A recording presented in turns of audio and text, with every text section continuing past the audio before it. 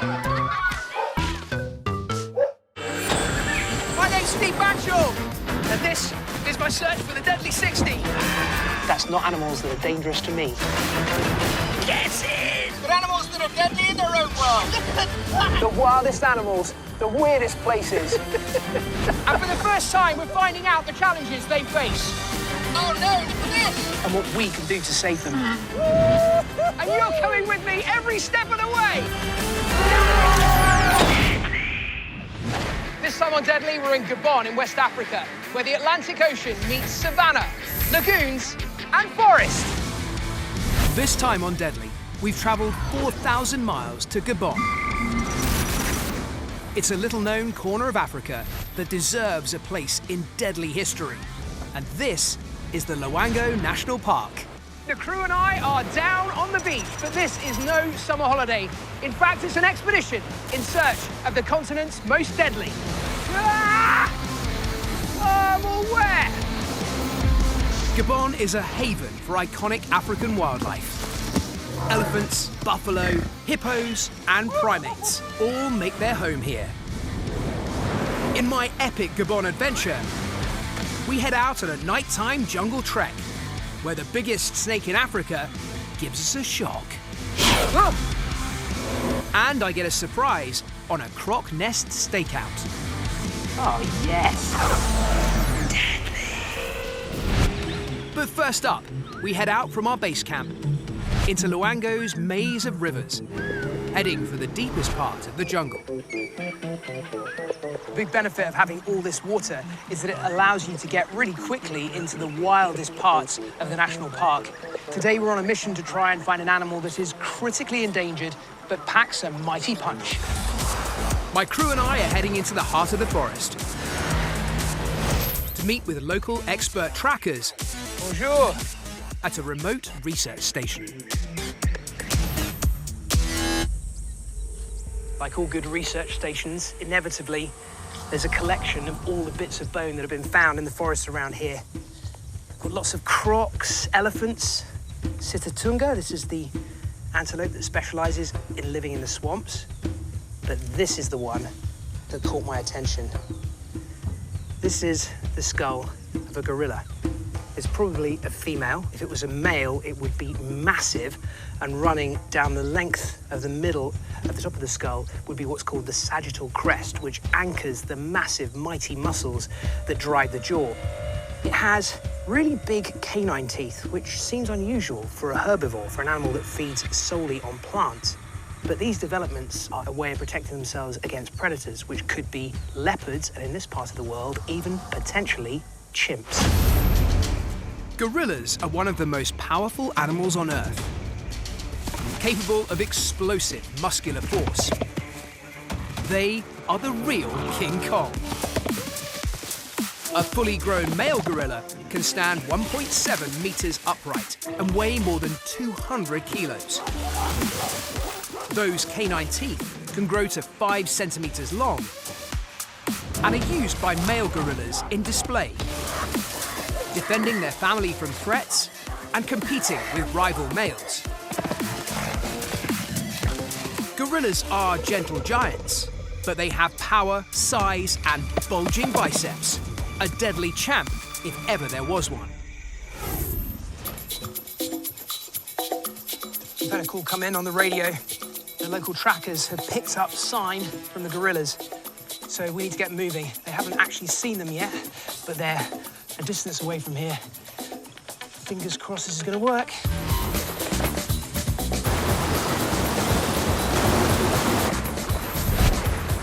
This forest looks thick, really dense and impenetrable. Could be in for quite a tough afternoon.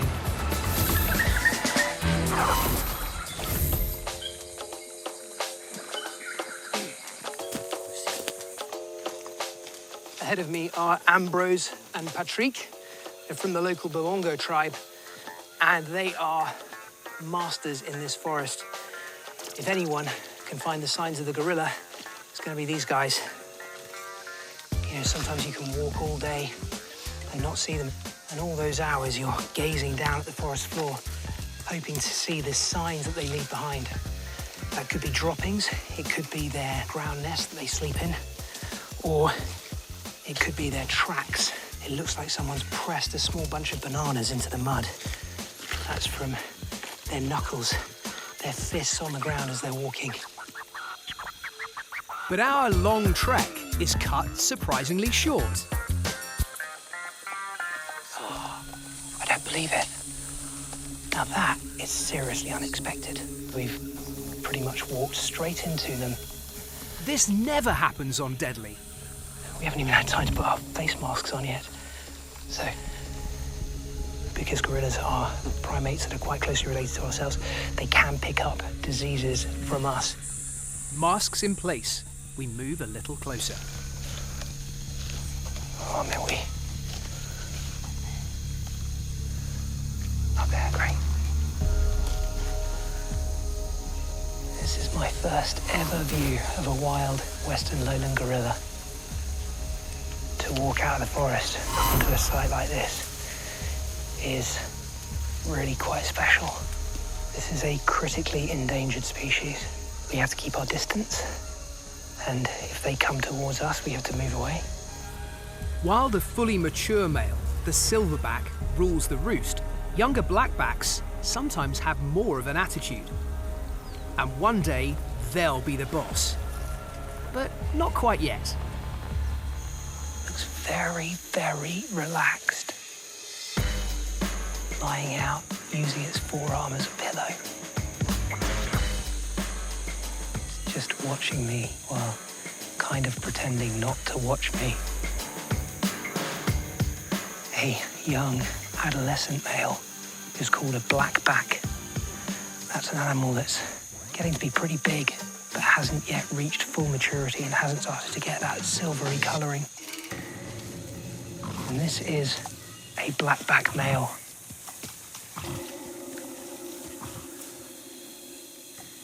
Occasionally they can have a bit of a naughty side to them because I guess they have something to prove.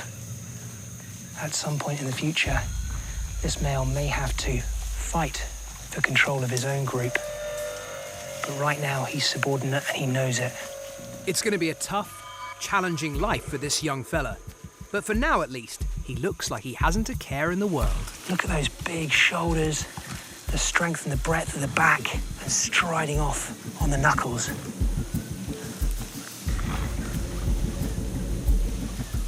See that evident interest? And that little slap on the tree there was very much a sign to me, letting me know who's boss.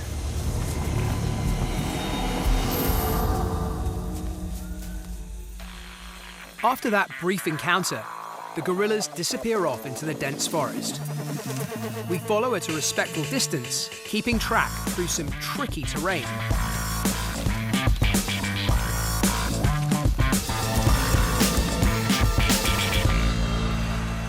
Yeah, there are tracks leading through these leaves and into the water, off into the swamp. So that's where they've gone. I have a feeling this is where we're going to get wet.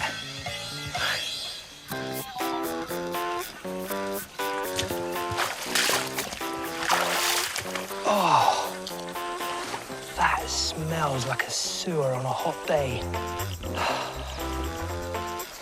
Yeah, what could possibly go wrong?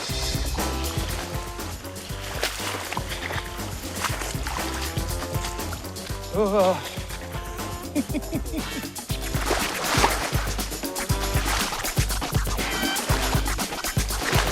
But our swampy slog was worth the effort. Awesome. That's the best view we've had so far of the silverback. The big male who is in control. Most of these groups have one dominant male, and it's his job to take care of all of the others. And this guy is going to stay in charge until someone else challenges him. So they're called silverbacks because when they mature, there's a silver streak of hair that develops across their lower back. And he is massive and so strong. It's probably twice my weight. And yet, he's just perched up there in the thinnest, smallest branches, just chilled out, probably enjoying the very best of the fruit. Most of the group are way above our heads, up in the treetops. That cannot be comfortable. Looks like trying to go to sleep on a banister. Watching gorillas is like watching your little baby brother doing really disgusting things. Let's just say that finger should not be going up his nose, not after where it's been. They seem to spend half their day scratching their bums. They have enormous amounts of gas, and they don't seem to have any knowledge of what manners are. The infants, they're one of the most charming, adorable, and cute of all animals. And sometimes their mothers will be killed so that they can be taken into the illegal pet trade. The hunting of gorillas is illegal throughout their range, but poaching of gorillas for their babies, meat and body parts is still a huge problem. With their numbers in the wild so low, every individual is precious. Just like humans, gorillas are also affected by the deadly Ebola disease, a highly contagious virus that can be fatal. Some scientists think this might have killed almost a third of the gorilla population in recent years. And as with all jungle species, deforestation and habitat loss means that gorillas are under pressure like never before. But they do have heroes fighting for them. It's thanks to the efforts of people like those working here on this project that these animals can survive. They're bewitchingly beautiful, surprisingly strong, and unquestionably going on my list. Incredibly powerful, with huge teeth and strength used in defense. The gorilla is a deadly defender.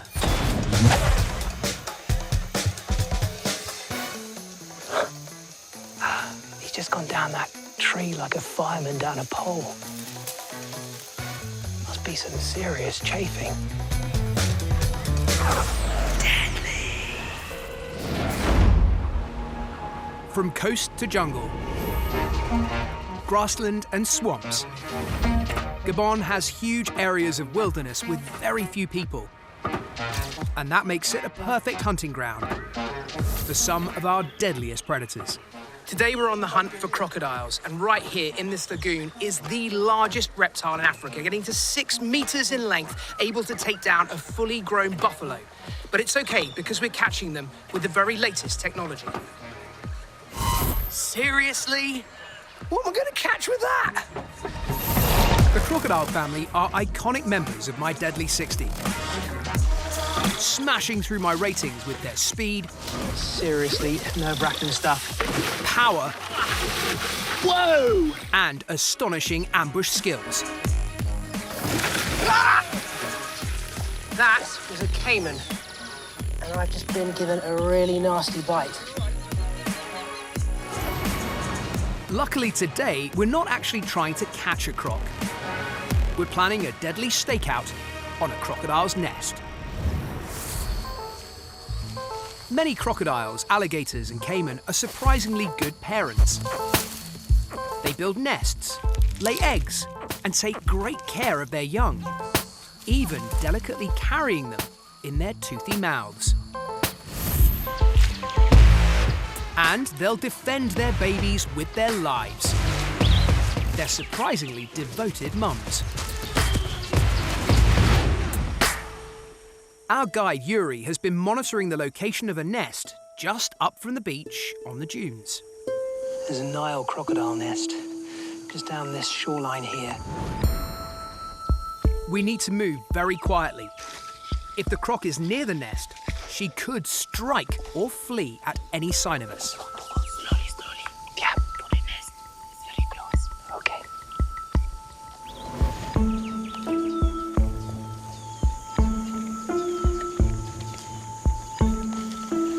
No sign of her.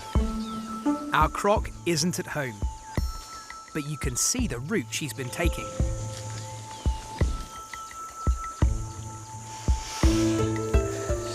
is a clear chute that she's using to get down and into the water. But it doesn't look like it's been used the last couple of days. With the coast clear, the crew and I can get on with our croc nest stakeout, rigging up specialised cameras that will be triggered by movement.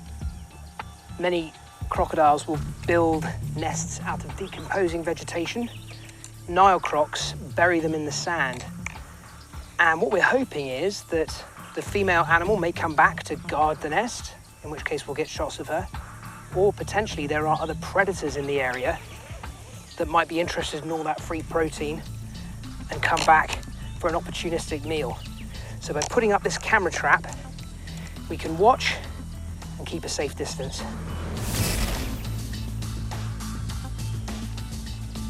So if I lie down here. That'll do it. We'll be back in the morning to check the cameras and see what animals are in the area.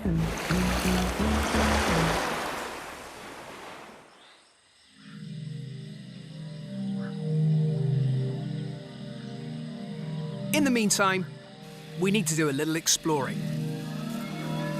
And the lush jungle around our camp is the perfect place to go on a night trek to see what we can find. In biology, when we're talking about animals, one that's active during the daytime is diurnal. If it's active at dawn and dusk, it's crepuscular. If it's out at night, it's nocturnal. And that can be a really good strategy, particularly somewhere like here where during the daytime it's brutally hot and predators can see you really easily. So a lot of animals do come out at night. The tricky bit is finding them.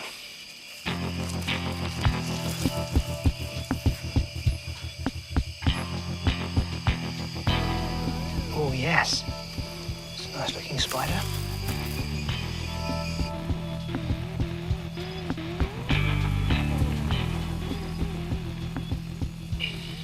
Oh wow, check this out. I've never seen that before. These leaves are covered in tiger beetles. They're a very, very fast-running, active, predatory beetle. And I guess they must be coming together here for mating. Although they don't appear to be mating. Even for someone like me that spent their whole life working with animals, you see things like this and go, what on earth is happening there? And usually you'll see these beetles just on their own. Whoa! Scampering around, catching other insects. But this lot have, for some reason, decided to come together for a little meeting. Right, let's rock on, shall we? On a night trek like this, you never know what you're gonna find. Guys, Graham. And sometimes you get a real treat that makes creeping through the darkness all worthwhile. Holy smokes. Look at this. Wow, what a simply wonderful find. This is Seba's python, sometimes known as the African rock python. In glorious, glorious condition, out on the forest floor, looking for a meal. You could spend weeks going through these forests and not have an encounter as perfect as this. I'm not using my snake hook to handle it, and I'm trying to just let it move as it wants to move, because it's not a venomous snake, it's a constrictor. Look at the way that it's curled its tail up, like a watch spring. It looks to me like he's holding the tail up in the air, moving it around, almost as a lure, perhaps to make a predator focus on that instead of the head. That's quite common in some kinds of snake. We give the snake a moment to settle down so that my crew and I can get in for a closer look. Okay, our python has settled now into a balled position, and this is how it would spend the majority of its daytime. In this position, even a really big snake can force itself into a tiny, tiny space. It's one of the reasons why snakes can be so hard to find. Each one of these dark blotches on its body mimics the dark, dead leaves down here on the forest floor. When you've got your torch on, you can see the shine of its scales. If you didn't have the artificial light, this animal would be invisible. Even one this size, which is getting on for 2 meters in length, you just step over it, it could be a branch. And that is how it manages to find its prey. Sometimes not being seen is the best weapon. This is the biggest snake that's found in Africa. The very biggest specimens have been 6 meters long. That's not far off the length of a bus. And a big python like this can eat antelope, it can eat crocodiles, it can eat pretty much anything it can get its teeth into.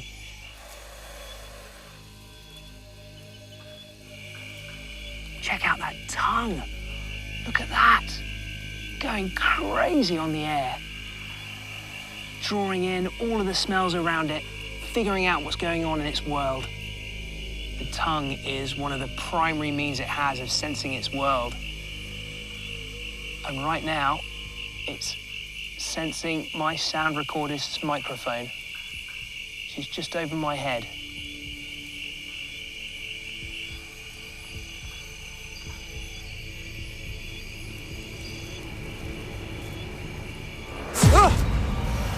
Yep, he really likes your boom.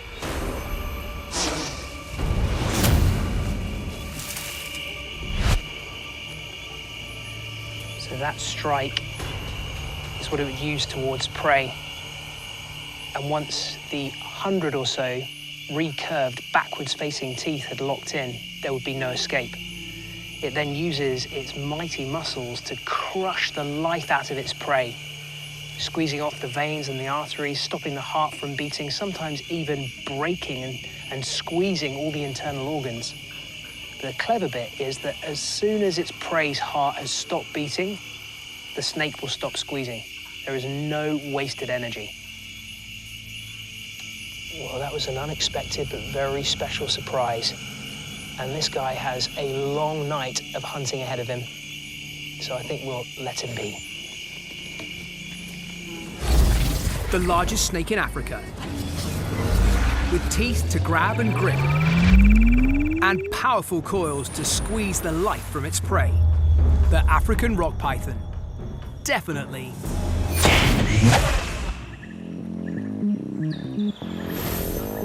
Our Gabon adventure is almost at an end. Sweeties, thanks. Just in case you get hungry on the journey. But before we pack up our gear and head home, we've got one last thing to do. We're heading back to our croc nest to see if our camera traps have picked anything up. Very graceful. So our crocodile nest that we left the cameras on is a little way back this way. We're going to approach super quietly and just see if she's there.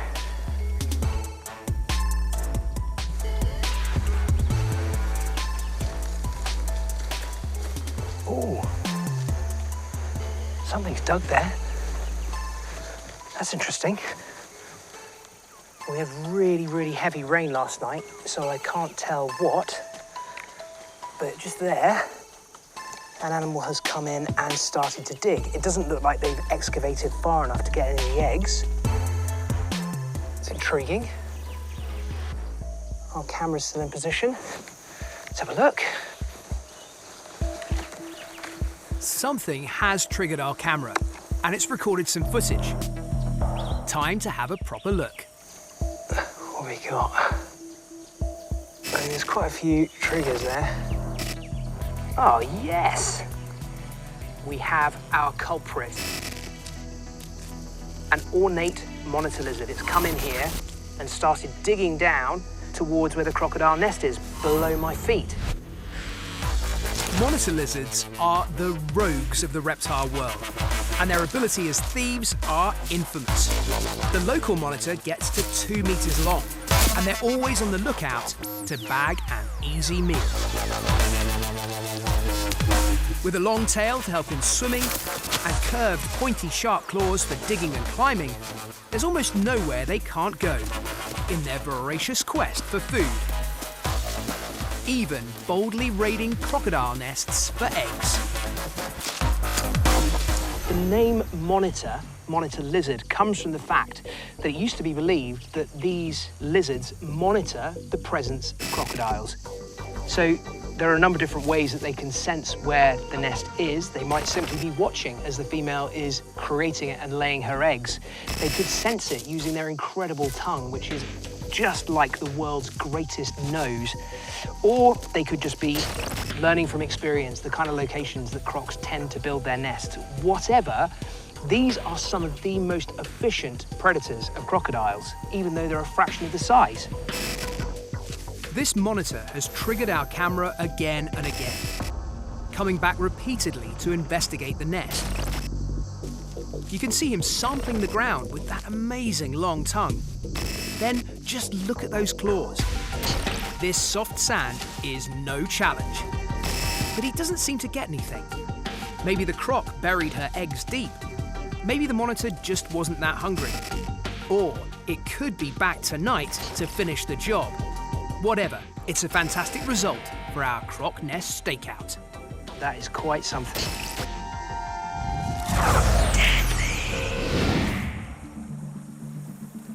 Heading back to our boat, we actually bump into one of these deadly predators out on the hunt for food. Snaking through the undergrowth at the side of the lagoon here is our culprit, the very animal that's been digging up the nest of the crocodiles. He's got something, hasn't he? He's got something, he's pulling it out. It's got a crab. How about that? It has just grabbed a hold of a mud crab. Oh, what a sound. I can hear it just crunching clean through shell right now.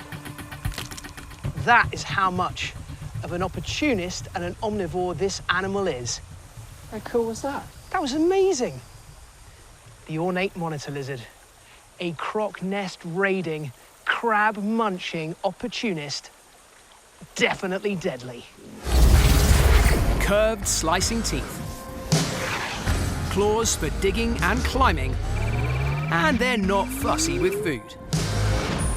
The ornate monitor lizard, without doubt.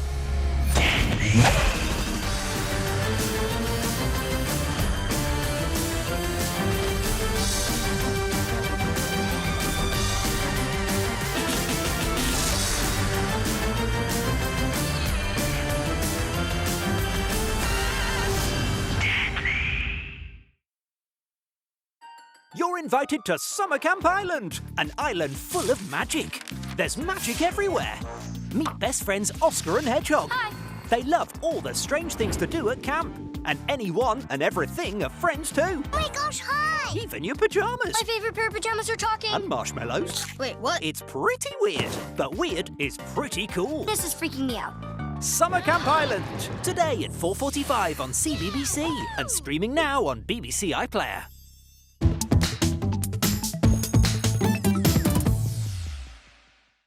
It's Friday and I've got two bits of exciting information for you. One, it's nearly the weekend, and two, you're with me, Katie, all morning. That's great news, isn't it? Yeah, it is, honestly.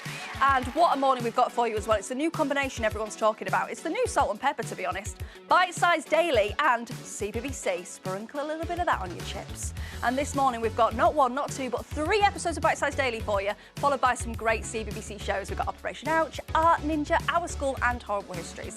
That's not lockdown learning at its best. I don't know what is. So I hope you've had your morning cornflakes or maybe your morning kippers, each to their own, and you're feeling ready to rock, because first we've got an episode of Bite-sized Daily for you 5 to 7-year-olds. Mrs. Hudson is going to be teaching us all about inverted commas. Now, because my job involves a lot of speech, I actually know a thing or two about inverted commas. In fact, I do a really good impression of them. Do you want to see? Yeah. Ladies and gentlemen, please be upstanding for Katie Thistleton, winner of the 2016, 2017, 2018 and